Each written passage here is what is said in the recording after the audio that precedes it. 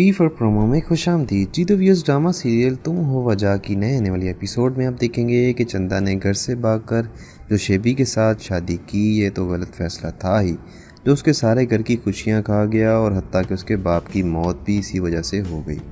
ऊपर से शहाब और उसकी फैमिली इतनी घटिया निकले कि खुदा की पनाह।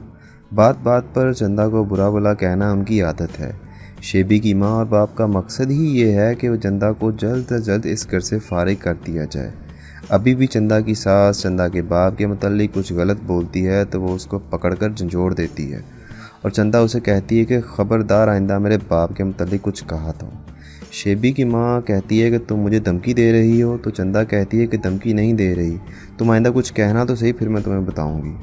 और फिर यही चंदा की सास एक की चार चार लगाकर शेबी साहब को बताती हैं, तो शेबी साहब ये भूल जाते हैं कि चंदा से उन्होंने पसंद की शादी की थी, तो चंदा को मारने पीटने लग जाते हैं।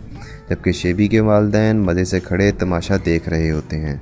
अचानक शहाब चंदा को इस तरीके से मारता है कि वो बेचारी बेसुध होकर ज़मीन पर गिर जाती है, जिससे वो सब घबरा भी जाते हैं।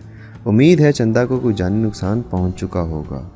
दूसरी तरफ बाबर साहब भी किसी लड़की को ले आए हैं अपनी दुल्हन के रूप में घर, जिसे देखकर साहिबा और सितारा चौंक भी जाते हैं और उनको बहुत दुख भी होता है। खैर, बाबर को कोई कैसे समझाए, वो तो लगा हुआ है मुराद के इशारों पर। सितारा अपनी माँ को कहती है कि अम्मा, चंदा की बहुत याद आ रही है।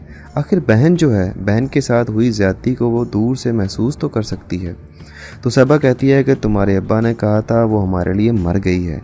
सितारा कहती है कि आज अगर अब्बा होते तो जो भाई ने हरकत की है वो भाई के लिए भी ऐसा ही कहते। आपको क्या लगता है, बाबर चंदा से होने वाली ज़्यादती का बदला लेगा या खामोश ही रहेगा?